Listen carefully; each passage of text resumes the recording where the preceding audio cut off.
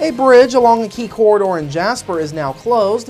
What to expect for the foreseeable future. Plus, Jasper Mayor Terry Seitz is this week's guest on Monday with the Mayor. And Spencer County Commissioners Al Logsdon and Jim Seiler deliver the State of the County address tonight on Inform. All of that and much more is up next here on the 18 WJTS News.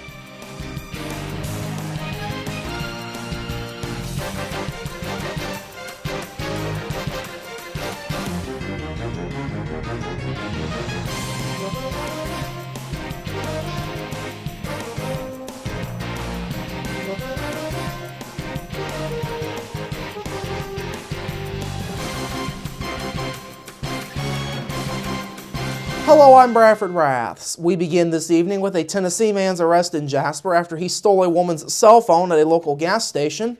Just before 12:10 Saturday morning, Jasper police were contacted by a woman at the Huck's gas station along 3rd Avenue about her missing phone. The woman told police she had set her phone down on the counter, and when she returned, the phone was gone.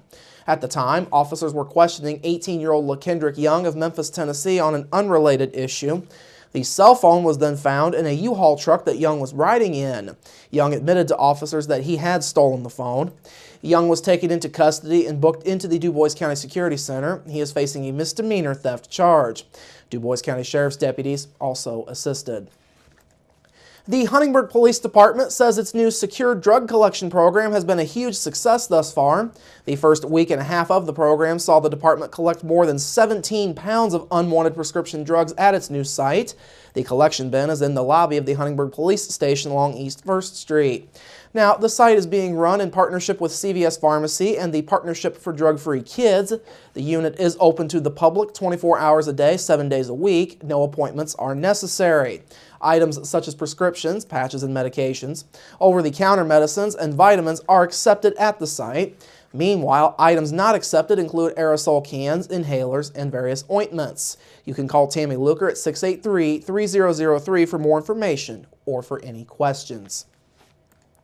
District 63 State Representative Mark Messmer is among those touting the recent improvements to Indiana's education system. In his weekly report, Messmer says K-12 funding in the state has gone up by $390 million since he took office. He says there is now more money invested in the K-12 grade levels than there was prior to the 2008 recession. Messmer also points to the recently launched preschool pilot program.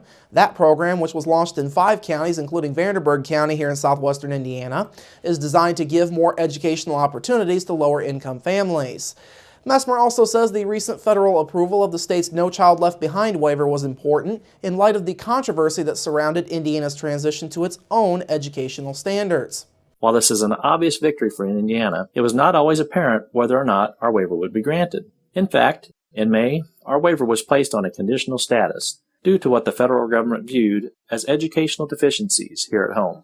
This forced Indiana to appeal that status and make a clear case for all the work that had been done during this recent legislative session. The controversy over the waiver began earlier this year as Indiana removed itself from the nationally recognized Common Core curriculum. Those standards were replaced by those devised by members of the State Board of Education, among others.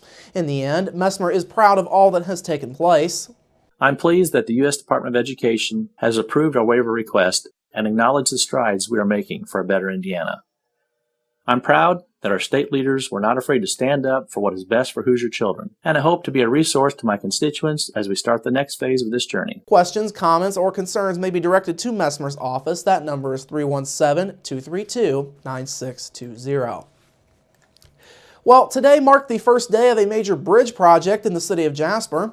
Crews with the DuBois County Highway Department closed the 15th Street Bridge over the Patoka River this morning for the work.